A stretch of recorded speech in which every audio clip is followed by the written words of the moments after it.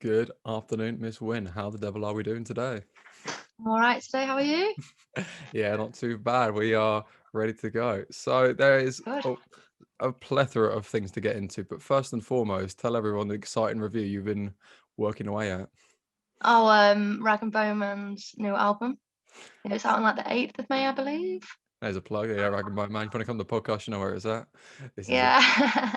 So when it comes to doing these reviews and like breakdowns and these sort of things, what is your initial sort of starting point? 'Cause again, this big creative project, there's so much going into it from the artist's point of view. How do you even begin to break these things down? So I usually just listen to the album, play it through, just give it an ear, and then if there's any particular like lyrics or songs that stand out for me, I'll write it down as I go along.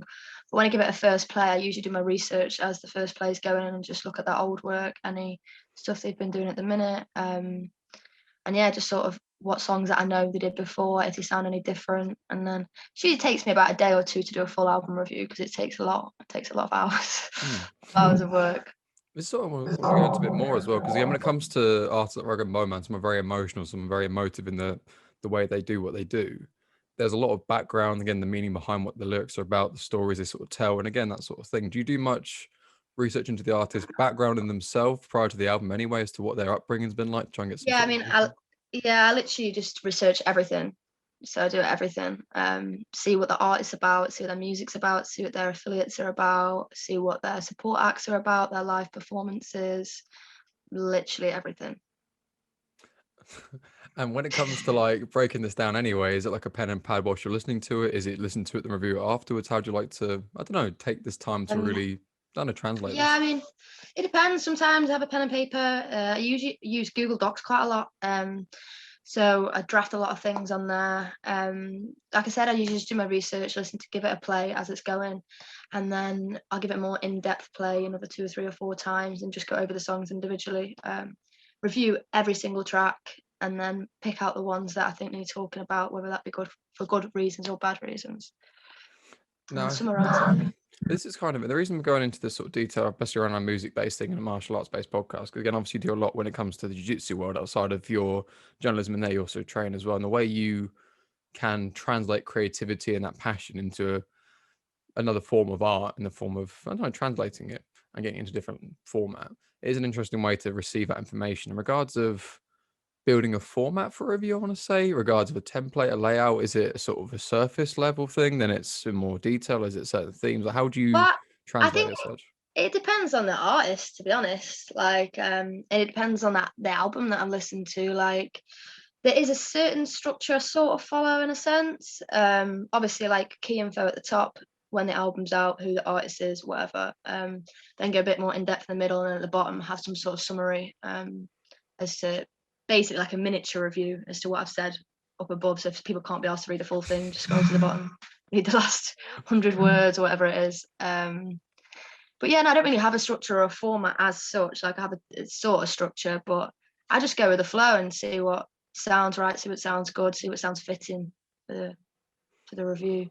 Well, definitely. Again, these sort of things have to be, again, like we said before, authentic and organic. Because again, if you try to expand more than words you have to sort of give, it's sort of filler words. They aren't real expressions. Whereas if you say this Yeah, evoked this exactly. kind of emotion, this kind of thing is powerful because of X, Y, and Z, or this one resonated because of this, that's all it needs. Anything more than that is just filler. It's not what the review's about. And when it Yeah, comes to doing your articles on athletes, always had Kate Batchick, and again, more coming in the future as well. What sort of, I don't know, themes with that you like to follow? what with athletes? Yeah, that same sort of, I don't know, that same sort of model as such. Yeah, I mean it depends. It depends what kind of interview I'm doing. Like fighter profiles, there is a structure that I follow with that, and they all sort of similar questions because it is a structure. It's just more of the structure, and then the person will change the bits in between. So I'm at different height, different favorite submissions, and just stuff like that. Sort of set of questions that I ask, and then there'll be other interviews that I'll do with, like, say, I don't know, someone's interesting for some whatever reason. I'll just speak with them and just get to know a bit more about it, and then I sort of write from a perspective of what I would want to read. Mm. Try not to make it elongate it out too much, not too boring. Like try and pick out the important, bold, snappy thing that people want to know. Do you know what I mean?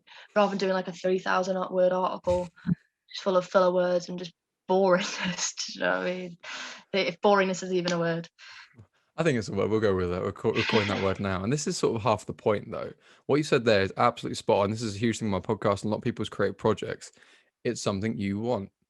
This, Mm-hmm. I'd imagine, this is going to sound quite strange, but those articles aren't for anyone else. They're for you. And the fact other people read them is a bonus. Am I right in saying that? Yeah, definitely. Because I love writing about music. I love writing about jiu-jitsu as well. Do you know what I mean? So I get really proud of my work when I finished a piece because it takes so long. Like especially if it's taking me like a few days or a few hours, like a while to construct something. It is an accomplishment when you read it and then you really enjoy reading it. Do you know what I mean? It's like, right, if I enjoy reading this and I've been writing it for the past however many days, fingers crossed someone that's reading it from first glance will also enjoy reading it. Oh, definitely. And again, it's a very tricky thing when it comes to these sort of passion and creative projects that the audience, the number will never justify the input of time and energy and the rest of it. So it's so important to take pride in what you've done as a standalone thing and treat that feedback as an added bonus. And regards to like numbers and audience, things like that, have you always had that kind of, I don't know, confidence in your own work to leave that as a standalone thing, to not worry about I don't know, the building up stage of things? You know what I mean? Like sort of backlash or No, I'm also when you start things off, you need to build an audience and the numbers gradually go up. It's not getting received to the value you're putting in. Like, how have mm. you found managing that kind of expectation? Yeah, I mean, it can be difficult, especially with like when I first set up my own music blog. But I mean, at the same time, it's motivating in the sense that yeah, you might not get as many views in hindsight as you anticipated, but then when you're getting global views, to me, that's more motivating. Like, I'd rather be in 20 different countries and have like a couple hundred views than have a couple hundred views and all be in the UK. Do you know what I mean? Because to me, Mm. that's I'm getting I'm having a further reach. Yeah, the numbers might be lower, but I'm still making a further reach like worldwide. So I think I try not to focus on stats too much, but at the same time they are a tell as to what's working, what's not. So it is good in that sense, especially if you're doing like sort of featured articles, like the fighter profiles, for example. They go down really well. So I've obviously continued doing them. Whereas if they didn't have such a good reception, they weren't getting that many views, I would have probably, I don't know, not done them, but Mm. be as on it with them. Well, But the reason I ask that sort of thing as well, because the nature of something being creative, I say creative very literally, because again, you can't force creativity. And again, if you start to be malleable around your audience, what's working, your demographics, things they like, things they didn't, you then start taking away from you, the person who's making it, the person who made it for. So it's an interesting one finding that balance. And again, when it comes to the athletes you choose, are they anyone's in particular you found it sort of resonate with? People who are just interesting? How did you select a fighter, for example?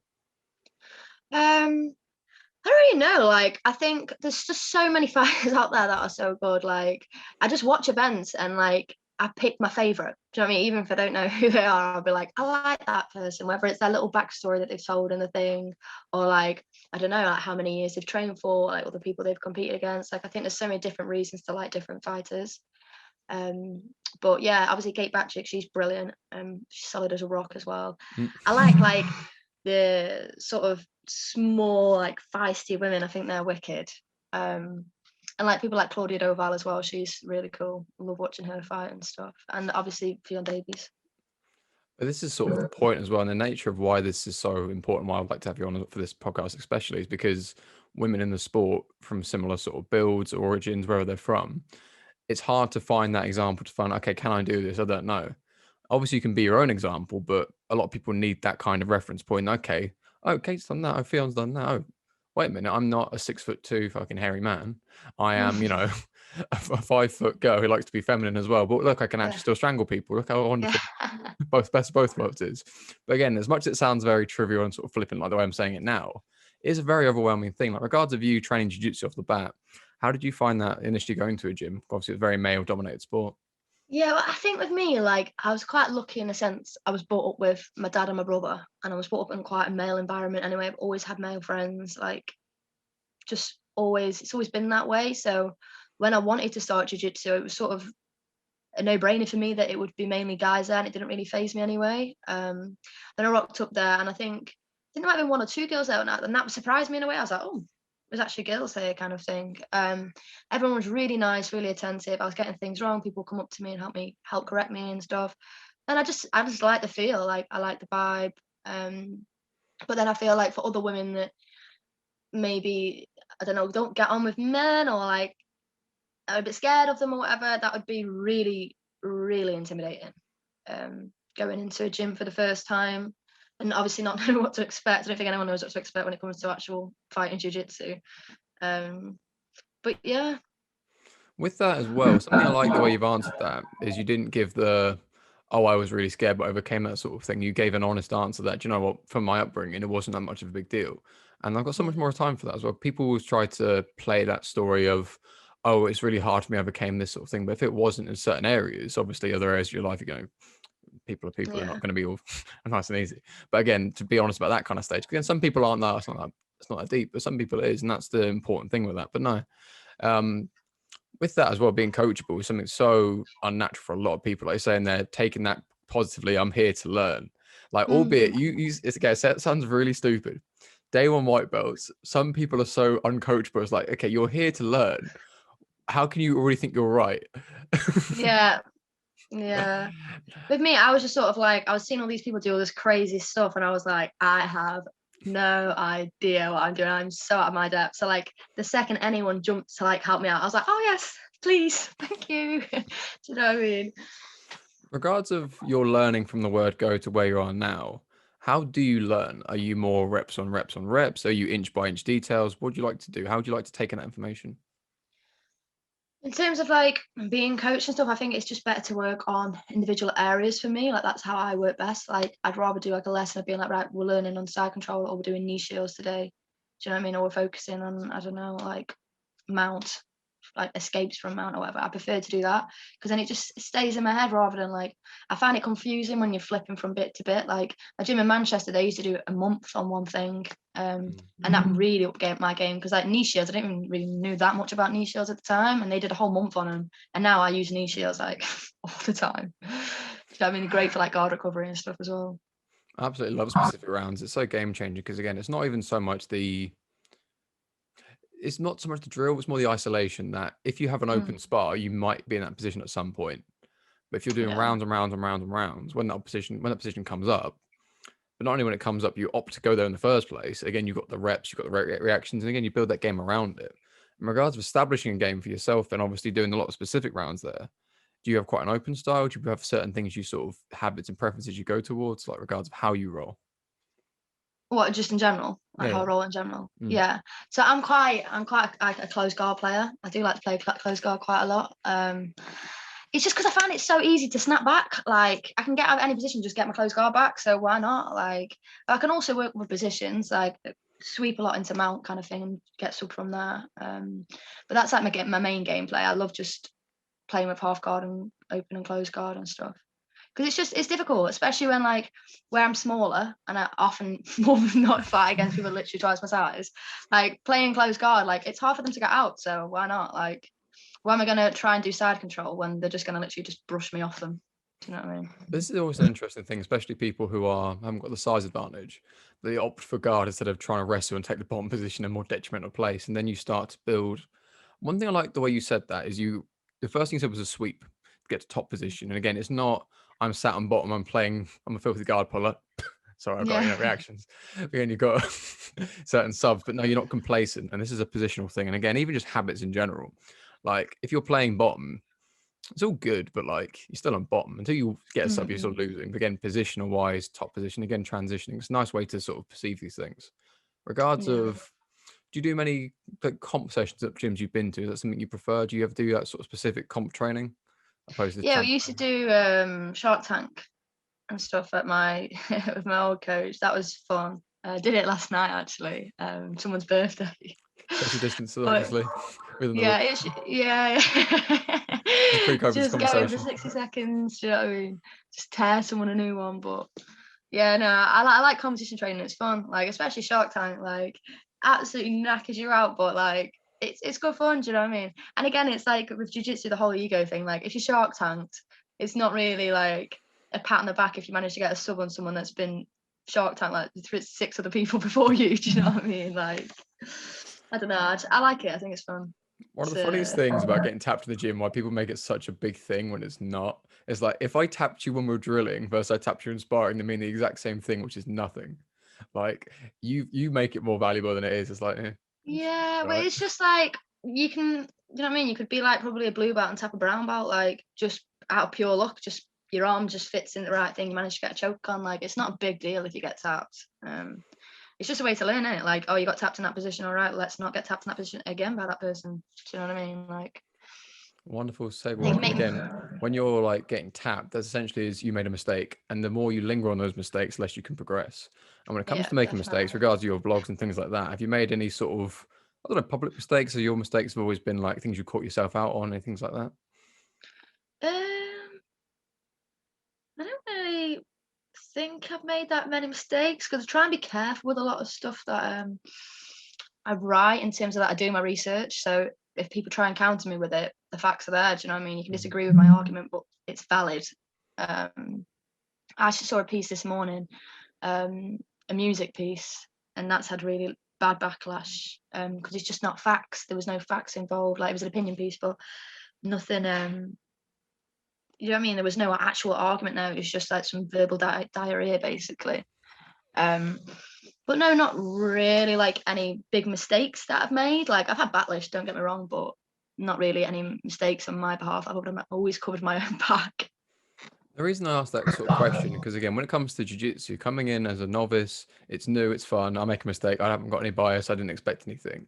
Whereas if it's a creative passion like the journalism and like the blogs and the posts and everything else, there's a lot more heart, a lot more energy in this. So to make a mistake in something you've got that much value in, I can imagine you take that quite personally. But again, you're giving yourself that diligence to make sure you don't make those mistakes. And again, regardless Yeah. of integrity then and the backlash then, what sort of things do they normally refer to when it comes to backlash? Pardon? So the backlash you've had from certain articles and everything else, what was they normally surrounding? Is it accuracy of information? Is it opinion-based things? Where does that normally stem from? It is always opinion-based things, off more often than not. Especially in the jiu-jitsu community. Being an opinionated female that's not a black belt, appears to be ruffle some feathers in the community when you're a writer, but I've got the skills to be a writer and I do the sport, so it's what it is, isn't it? Like it or lump it. If you don't want to read my stuff, don't read it. The funny thing is, like, how do I say this nicely? Very combat orientated sport. You get a lot of very, how do I explain it? Very intellectual people. You get a lot of people who are very clued up, very system orientated, everything else. But you also get a lot of people who are very surface level. They see, go, jiu-jitsu, bad, no. Again, as much as it sounds an exaggeration, it's not worlds apart. That's the worst part. It's like, okay, maybe just take a step back. Maybe just, read the actual words and take away the person if you've got that sort of, prerequisite. Well, that's it, and it, like, I just think this is my opinion. If you don't agree with it, that's cool. I'm not going to agree with your opinion either, probably. So that's okay. Do you know what I mean? There's no need to like. It's cool to debate things, I think, but just to outright like slander someone is not really nice. If you're going to debate something I've written, that's cool.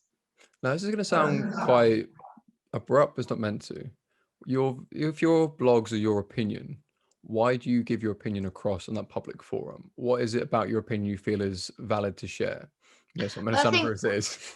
Yeah, no, like when we were saying how I write what I want to read, it's that sort of thing. Like, I'll think of a topic, like my notes on my phone is literally just article ideas for everything. Like, I'll just sit there and think, oh, actually this, and then I'm like, oh, who can I speak to about that?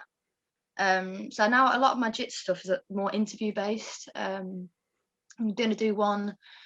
I've got a few interviews this week lined up about nutrition. So, because I was just thinking I was literally just at home. I was thinking, like, I wonder if there's anything jiu-jitsu athletes could do, certainly nutrition-wise, to like up the game, or if it would affect them or not, and like weight cut and stuff like that. And I thought, well, obviously I'm not a nutritionist, and there's probably going to be nothing about this on Google.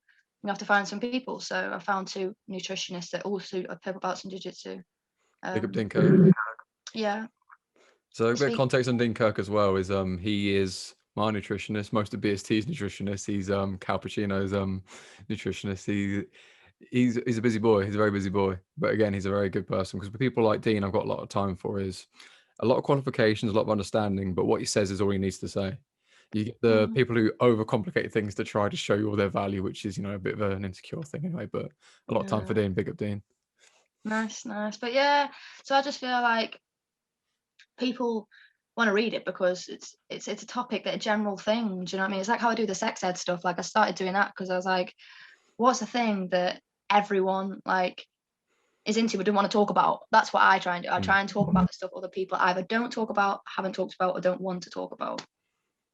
But this is another thing anyway, when it comes to sex sort of stuff and things like this. It's like, if you talk about YouTube, it's like, you know, people getting ads on there, you know, there's loads of views in there. But think about like Pornhub and things like that.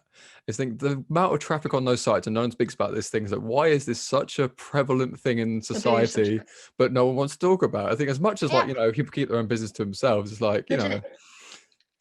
you're going to do it, you're not going to Legit. talk about it. It's a bit of a Like strange. I think that's how I see myself as like sort of I don't know, not a voice for the people, but like I don't know. I just think about what other people wouldn't want to talk about and think, okay, I'll talk about it then.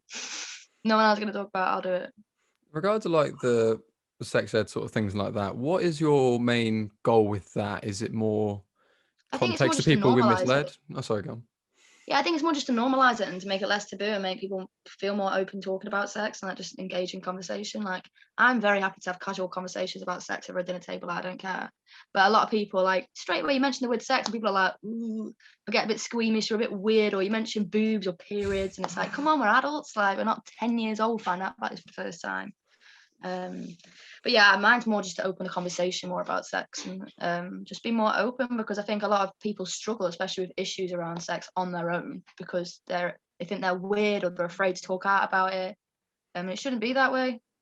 This is half the problem, though, isn't it? Because again, if you've got some sort of concern that you're not performing, you're not doing a certain thing, albeit in any way, shape, or form, in anything in your life, sex or not sex, you'll feel some sort of inadequacy, some sort of insecurity. And again, it's then what?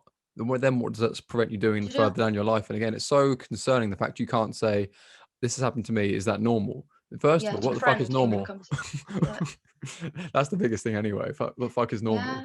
But second of all, was a reference point that if someone else has gone through a similar thing, like we said earlier about the articles with people in the sport at different stages of their careers and their lives, they're an example. And if you heard, oh, the problem I have now, it's my biggest thing, but oh, so and so had that. Oh, it wasn't that big a deal in the end. You think, do you know what? That's given me at least a bit of a, Talk about it. Yeah. even not even just that, just take the sting out of it, thinking, okay, wait a minute, it's not just me. Okay, Yeah. okay, It's not well, embarrassing. Well, that's why it's called shit happens, isn't it? Because shit happens. Like shit happens all the time. But yeah. but this is where these things are so important. Again, this is where I don't know. This is a huge reason I wanted to get you on, because these sort of things are so underappreciated and undervalued, under highlighted as well. Because again, these things are real things, and especially being, you know, a woman in the very male dominated sport. And again, as much as I say that very like kind of reluctantly, because again, it's not something that's directly affected you, as you've, you know, said so far. It's still a thing, and these conversations and the sort of nature of, how do I say this without pissing everyone off? You get a lot, you know, we get a lot of weirdos. You get a lot of weirdos also in jiu-jitsu, and this is another sort of thing that people point out and people don't like pointing out. Being good at jiu-jitsu doesn't make you a good person. Let's just say that now, because again, it's understanding the bigger picture. And like you hear the black belts doing what they should be doing. It's like being a black belt is a respectable achievement, but it doesn't make you a good person. But then having these Definitely. conversations and being able to have this forum, albeit, you know, not necessarily calling people out and, you know, naming and shaming people, but, you know, you build a community. Exactly that. Yeah, It's a definitely. community to support one another. And regards of, I don't know, themes and frequency and all the rest of it, are you more deadline specific? Do you have certain times to meet? Is it more when you get an idea, you spark it and you're over there and you've written it and it's posted? What are your sort of preferences with that sort of thing? Sort of a combination of all three, to be honest. I do have deadlines for specific things that need to be pushed out on specific dates or by a certain day. So I usually work around those. They're my priorities, obviously, because I've got a deadline on.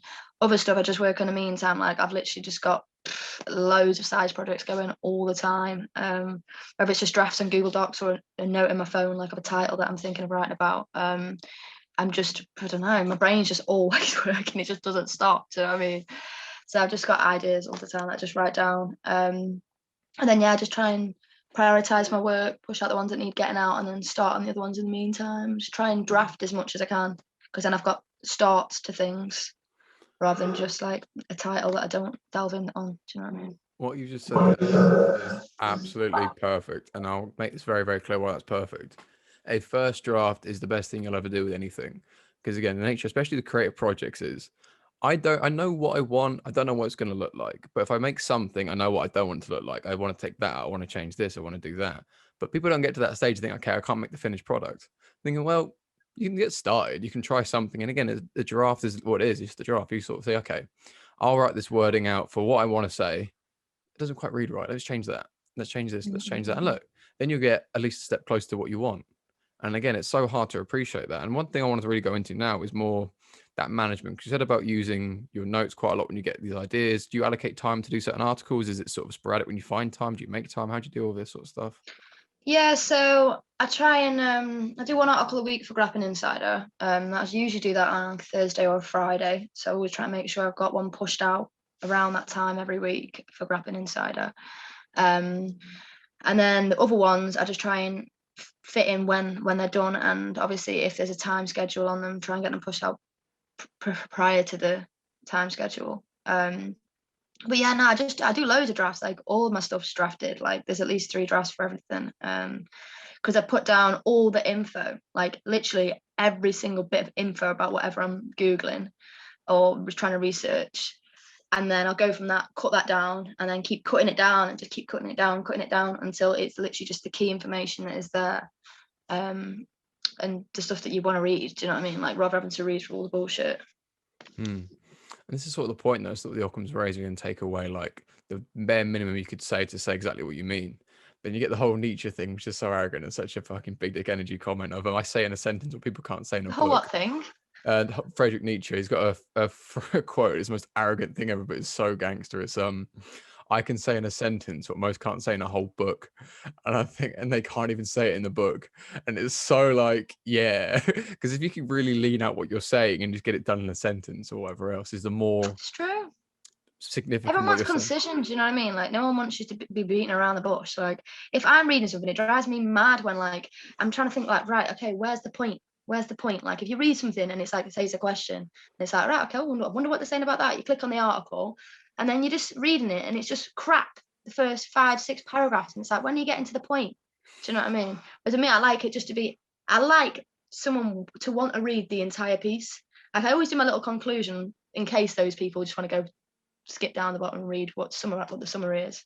But I always try and make them a decent size as well. Try not to make them too long so people don't get disinterested, and like do headings and stuff like that so it separates it a bit nicer.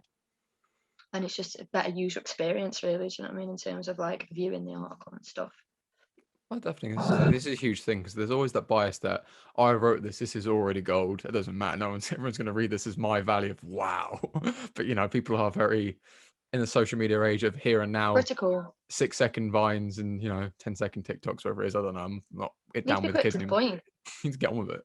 Yeah. People aren't going to hang about. They ain't got time for long-winded podcasts. They've got to have short, snappy articles. That's what they need. Yeah, literally straight to the point. This is it. They can't waffle too long anyway.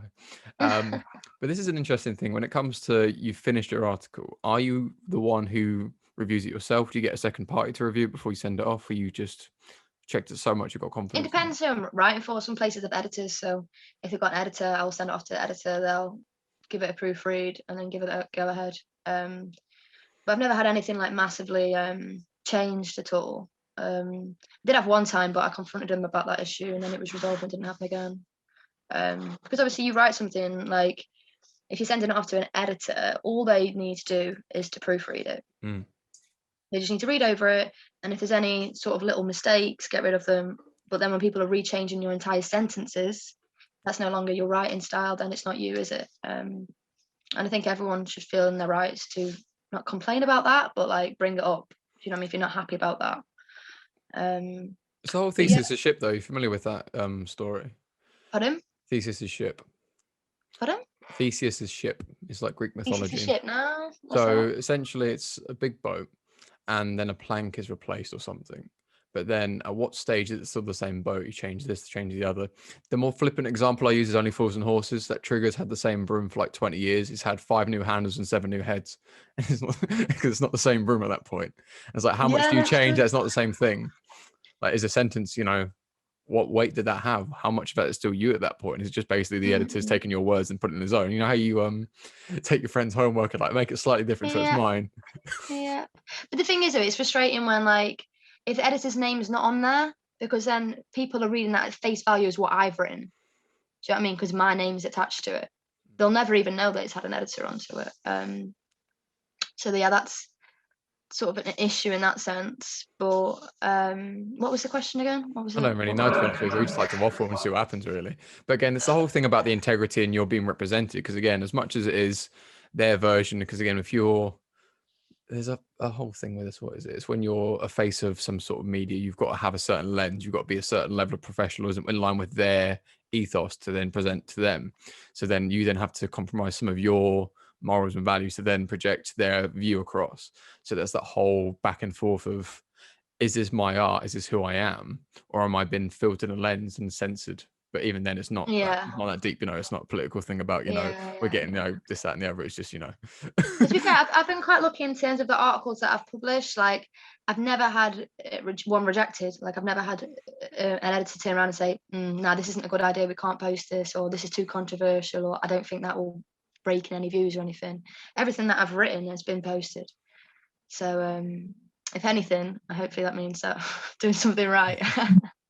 regards of like the nature of the things you write about and talk about, is a lot of it is somewhat taboo in the sort of mainstream sort of world. Some of it is very, the FAQ kind of things you'd get normally, and a big mix of things. But how do you find that transparency versus having your own privacy? Because again, obviously, there's lines you've got to draw at some point that you can't say certain things, but obviously you want it to be as open as possible. Yeah, well, I'm just me. That's what I try and see it like.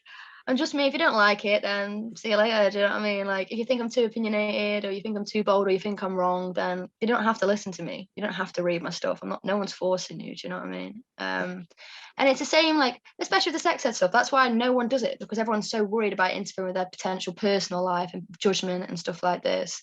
When in fact, it's just a matter of conversation that needs to be had. Do you know what I mean? It's a conversation that you'd be having with your kids. So why not have it with randomers on the internet? Like, does it really make a difference? I don't know. I just think, like, why not? I want to talk about these things.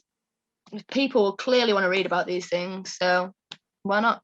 Oh, So I just see it 100%. as my job. I think that's how I try and separate it. Like, I'm a writer. That's what I do. Do you know what I mean? I talk about things. If you think I've talked a little bit too in depth about something, or I've been a bit controversial, then that's your opinion. Do you know what I mean? As an individual.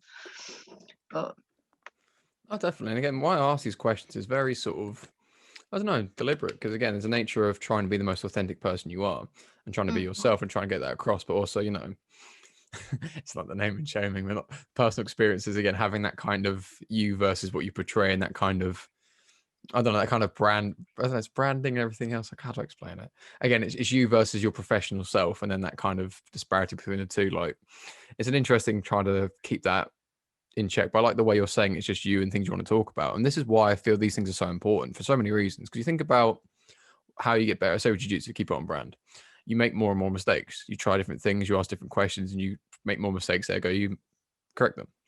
But with these things, because they're not spoken about as much, there's less mistakes that are openly discussed and then amended. yeah, So the and mistakes get then more made, mistakes made. but they're not questioned either. So you don't treat them as mistakes. This is why you hear about all these stories of relationships that get abusive and things like that. And again, Because lines people being don't misinterpreted realise. and crossed. And again, this is it. Most of it isn't malicious, I can't help but feel. It's more they've misread the situation, they misinterpreted it, because then there wasn't a comfortable position to have these conversations to say, oh, I didn't have a chance to say so and so, or I didn't want to do this, or didn't want to say this, or I couldn't feel the place to say that. I think, It's, why it's not? even like it's even like the conversation around consent, isn't it? Hmm. Like, a lot of people, all different age ranges, still don't really know what consent is, Hmm. and that's worrying. That's like basic sex ed, like, and it's just because people aren't talking about it, so people don't read or listen about it. Like, for me, I've always been interested. Like, I've always been a bit of a weird kid. Like, I've always been into, like, embarrassing bodies and stuff like that. Like the surgeon program. Lumps in the So bums. yeah, so like with me, it's always, I suppose, an interest in a sense. And as I got older, it's just sort of dawned on me a bit more that, you know what, like, I'm lucky I'm interested in this stuff, which is why I know about it. But if you weren't interested in this stuff, you would have literally no idea. Do you know what I mean? Like, Well, it's the so difference between knowledge and like ignorance, isn't it? In fact, if you're more aware of more things, it doesn't make you any worse off for knowing these things. Being yeah. ignorant is just kind of irrelevant. You sort of burying your head in the sand, and loads of things like this. And consent's a very interesting one, because Mm. again, there's always a misinterpretation sometimes it comes to these conversations, and people think certain things that are, they like my picture, ergo they love me, they want to fuck me. But no, it's Mm. just And like, it's not black and white. Do you know what I this is mean? what I mean. Like, Consent, there's no like, it's very individual and uh, circumstantial. But so again, even with the individual, it's case by case as well. Like once doesn't mean always, and people get these lines mixed up. Again, this is kind of going a bit off topic a little bit, but Yeah. again, it's just that kind of understanding, that self awareness that you know what, maybe it wouldn't hurt for you to just check, to take that pause, Mm, especially so it's mainly a male dominant male audience I've got, is that when you're in these situations with girls and stuff, these moments arise, like again, it's having that confidence to say, do you know what, we can take it as slow as you want to do, but respect. Again, it's a very unnatural thing to do sometimes, to take that pause from whatever's going on to sort of give them that nod. Again, it could maybe ruin the mood sometimes, but at least mm. taking that precaution that, you know what, worst case scenario, at least I've, Yeah, but also checked you're you're all right. covering your own back as well. That's where you've got to see it. Like, you're not Well, just that's doing how it it for the happens as woman. well. Like, what happens if, you have that sort of heated moment, you think, you know what, this is how it was amazing, it was passionate, and they come around and say, I couldn't say no, I didn't feel comfortable. You're the same person who thought it was, consensual. Your same morals are at the same place, but now you've been accused of something you didn't do. Then what? Exactly. You're better off just covering your own back for both of your sakes. Do you know what I mean? Like, are you ready? Yeah, that's all you gotta say. Do you know Mm. what I mean? Just anything like that. Do you want this? Yeah. Again, it doesn't have to So be a it's fucking such like an written easy out form, like a conversation. Google Doc you've got to send over and get like a Yeah. signed and sealed and sent back. But at least a nod, at least acknowledgement. Again, it's a hard thing to sort of appreciate. And the reason I say this on this podcast now is people need to, especially the men, need to be able to lead that conversation sometimes. And I say lead very directly, because I don't know, for example, if you're a girl who's attracted to much bigger, much broader men, for them to say no to them could be quite an intimidating thing to do, quite a very unsettling thing to do. Because again, like, especially my audience are primarily fighters, like literally, as much as we don't make a big thing out of it because we just people who do a sport we love, cage fighters sound quite scary to people who don't train. They sounds like Actively. it's like the cauliflower ears aren't like, not necessarily I mean, sweet they're the nothings. loveliest people ever, but Yeah, but again, for the people who aren't in that world and don't see that side of yeah, it, it must be quite intimidating to girls and anyone else to definitely. say, and the reason with this is it's not so much of just witch hunting and naming and shaming. It's more so making sure you are being who you think you are being. You're giving Mm. that opportunity to make sure everyone involved is comfortable. And Yeah, this is half definitely. the point, though. It's a very unnatural conversation to have sometimes. It's a very unsettling thing to think, why would I need to do this? I know what I mean. Well, do they know what you mean? Exactly. It's a very hard thing And to just because you're naked in bed next to someone doesn't mean that you want to have sex with them either. So there is that argument too. definitely. It's a big, hefty, confusing grey area. Consent is. It's very what's not situational, but yeah, sort of situational. Like, There's a lot of depends factors. on, yeah, a lot of factors that go into it. But That's it's an half the important topic point. that needs to be discussed. And this is the point with all of this stuff from the word go. Nature of the articles, nature of everything is communication, understanding. And again, it's knowledge isn't a bad thing. Even if you don't like to know what you've known, you're better off for knowing it than burying your head in the sand with all this kind of stuff, asking these questions. And again, it's the honest actions, authentic outcomes. If you say what you mean and you get rejected, do you know what? It's not a bad thing. You are who you were. If they would have liked you for what you would have said, that's not who they like. That's not you. That's someone else. It's a very hard thing Mm, to appreciate. It's very hard to take that step back. These things aren't natural. These things are they're important, but again, mm. things that are important often aren't the easy option. No, definitely not. And this is why they're more significant when you do these things. But Yeah. again, this is I don't know, it's very unspoken about. I'm glad we can go into this sort of topic because these are things people just take as read. And the nature of these conversations, again, you build up that connection with the person, you build up that trust and that respect, and that sort of extends further than the sexual side of it. It's a whole relationship. And Definitely. I don't know, the nature of your articles as such, are they things you personally have dealt with most of the time? Or are they things that I people mean, have spoke to you about? sometimes it can be personally related. Like, I've done quite a lot of opinion pieces and all sorts of different categories. But it's more like they are personal to me in a sense, because the reason I'm writing them is because I'm interested and I want to research. So then I do my research and then do a summary of my research for everyone else to be like, this is what I found out that spent me hours, days looking up. Here it is for you in a matter of 500 words, 700 words. Do you know what I mean? Like, I think sort of helping people as well in that sort of sense. But I think a lot of people don't see that. Like, people just, I don't know, judge writers and just journalists and think that they're not there for people's best intentions. But again, it depends on the individual journalist. You know what I mean? Like, my intentions, especially when starting off and doing music, was to always get the smaller bands out there, getting them more gigs, get them more fans. And it's pretty much the same with fighters now. Like, do you know what I mean? I'm trying to get the fighters that I like and that I think are good people, and that the fighters that are standing out, and speak with them and get them more exposure so they can get on the bigger promotions and they can go further in their own career as well. Do you know what I mean? It's just about gassing other people up as well. This is the huge thing, though. This is the point. Again, it's still case by case, because you think media, you think twisting words, you think manipulating, you think showing the worst, like get the headlines, the clickbaits, and that kind of stuff. But also the people who want to build these platforms, build these people up. Again, it's highlighting things against your own interpretation of what they've done and your words to express that point. And this is why these things are so case by case. And again, you can't tie them with the same brush. And this is what I like about that. It's a case of giving these people that platform, building them up, because ultimately, you building them up build you up. You think Exactly, about yeah. everyone you've done. If they gained 1 million followers overnight, those 1 million followers will do some research. They'll try and find out. And lo and behold, where they'll go and find some of the interviews, where they've some of the profiles.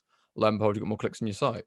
And what's wrong with that? And as to say, one thing we've made very clear as well is the fact none of it is untrue. When we say gassing people up and bigging them up, we're not lying and making things up. We're saying this is something you're doing well. You aren't giving yourself enough credit for. So don't worry, we'll pick that up for you. We'll let you know how good you are. It's But that's not. the thing with me as like a journalist. I try and be as honest as possible, because especially in the music industry, like people will try and promo people and just gas them for no reason and not point out the negative flaws and not do this and that, and just gas them because they think they have to, not because they genuinely like their music and they're listening to them and stuff. And it's the same with fighters. Like the music that I write about, I'm writing about it because there's a point. There's a reason I want to write about it, whether that's a bad point or a good point or like controversial point. There's a reason I want to write about that piece or that artist or that album.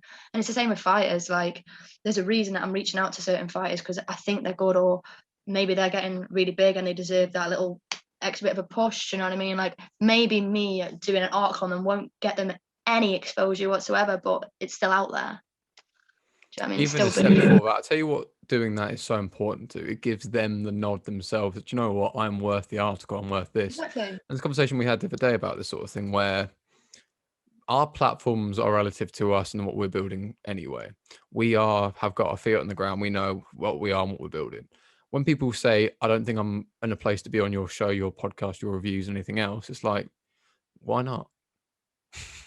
You are valuable. Definitely. Everyone listening right now, regardless of your record, if you're in the sport, you're out the sport, you are valuable. You are a person, full stop. That is a separate thing to your career, your performance, everything else. You are valuable. Whether or not you've got the availability, the audience, everything else, that's a separate thing, but you're still valuable as first and foremost. Never get that twisted because you haven't got X amount of followers on Instagram. Make that very clear. Okay. Definitely. Definitely. Thank you so It's much true for your though. time today. People, where can they find you on social media, your articles? Where can they find you? Grappling Insider and Jits Magazine for MMA and Jiu-Jitsu stuff, and then I write for a site called Louder Than War, and I'm also writing for Gigwise at the minute, and my music blog is musicblog89.blogspot.co.uk, and I am Juno Wynne on Insta, so there we go. My last two questions I ask everyone. I can't remember if you said if you competed or not. Have you done any sort of competitions? Yeah, I did like one at white belt like 2 years ago, but I've got one in Brighton that I'm doing Perfect. August, which is cool. So the first question is, you're about to compete. When you walk up to yourself, what advice do you give to yourself to perform in the best headspace? I'm like, you're gonna win this. There we are. It's a good start. It's winner mentality, in it. That's the way I see it. Like, and it's also the whole, if you don't prepare, be prepared to fail. Like, if I know I've been training well and I'm good and I'm beating people, then I'm winning. Do you know what I mean? Like, and if I lose, it doesn't matter anyway. Like, do you know what I mean? Just go in with the headset that you're gonna win. And if you don't win, cool, whatever. Win by name, win by nature. There we are. Yeah, literally So win by name, win by nature. you can have that. That's fine. Second question, my personal favorite is, you just got the fat W. You got a big gold medal around your neck. What is the takeaway afterwards? What are you saying? What's the damage? In what sense? As in, like, what are you going for? What is it? Burgers? Is it pizzas? What is your post like celebration meal? What is the delivery basket? What are you saying? You know what? It would entirely depend on my mood on the day. Like, if I wanted junk food, it'd either be KFC or Domino's. I love KFC; it's so bad. The smile when you talk about food is unreal. Again, it's a very serious conversation. There's a big smile when it comes to like KFC. Look at that, you ear to ear grin and love it. Literally.